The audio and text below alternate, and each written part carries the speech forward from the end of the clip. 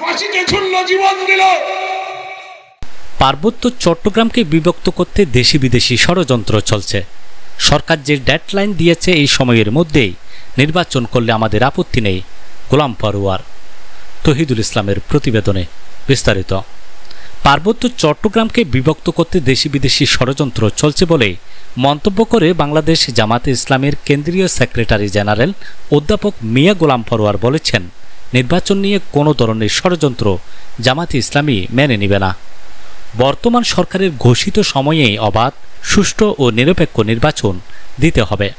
শনিবার 19 এপ্রিল বিকেলে বান্দরবান শহরের রাজার মাঠে জেলা জামাত ইসলামী আয়োজিত এক কর্মী ও সুধী সমাবেশে প্রধান অতিথির বক্তব্যে তিনি এসব কথা বলেন।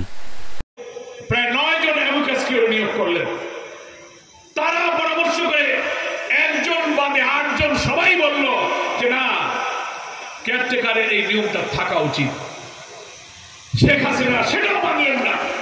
অত বড় কর্তৃত্ববাদী ফ্যাসিবাদ, উনি পার্লামেন্টের কমিটির সিদ্ধান্ত মানেন না, আদালতের অ্যামিকাস কিউরিদের সিদ্ধান্ত মানেন না, আদালতের ঘরে বন্দুক রেখে সংবিধান দেখে কেয়ারটেকারের বিধান বাতিল করে দিলেন।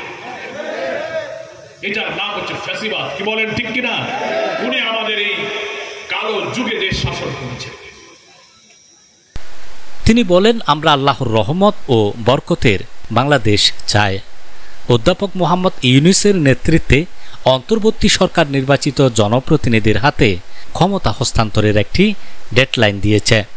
এর মধ্যেই সব সংস্কার করে মানবতা বিরোধী অপরাধীদের বিচার করে নির্বাচন দেবেন। আমরা সেই নির্বাচনের জন্য প্রস্তুত আছি। নির্বাচন নিয়ে আমাদের অবস্থান সম্পর্কে অনেকে ভুল বোঝার চেষ্টা করে, কিন্তু জামাতের আমির আমাদের অবস্থান পরিষ্কার করেছেন। তিনি আরও বলেন, অন্তর্বর্তী সরকার 2026 সালের জুন এবং 25 ডিসেম্বর 2টি ডেডলাইন দিয়েছে।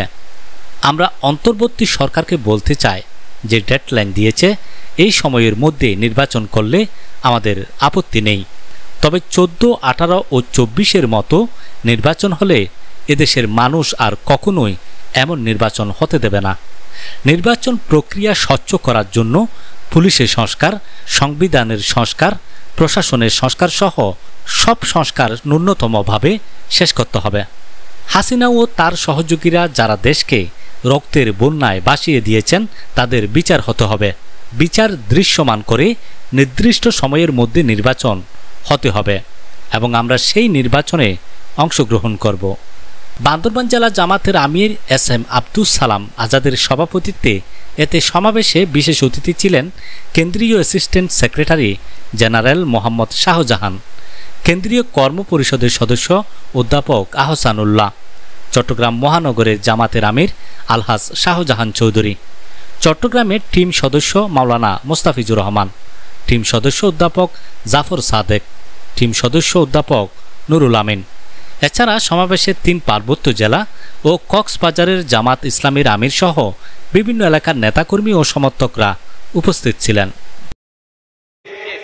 আমার সাথে কণ্ঠ মিলিয়ে সকলেই শুকরিয়া আদায় করুন, আলহামদুলিল্লাহ।